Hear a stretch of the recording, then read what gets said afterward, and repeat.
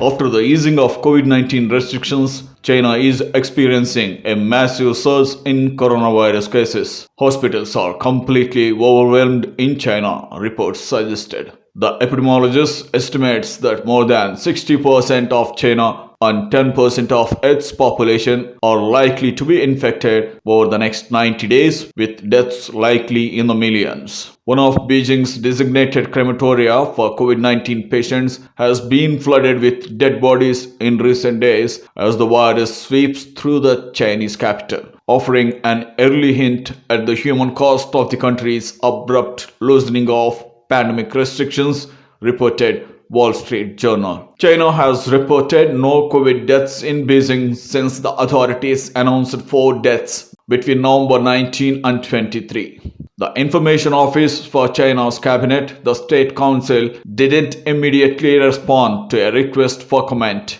Moreover, the deaths in mainland China is being hugely underreported. Through a survey of hospitals, funeral parlors, and related funeral industry chains in Beijing, there is a recent explosion in funeral services caused by the sharp increase in deaths. People rushed to a pharmaceutical factory to buy ibuprofen because it is completely sold out elsewhere. In a series of abrupt moves this month, China dismantled much of the lockdown, testing, and quarantine regimes that underpinned its zero COVID approach for the past 3 years to suppress even small outbreaks of the virus. Because of the lifting of testing requirements, the scale of China's coronavirus surge has been hard to measure.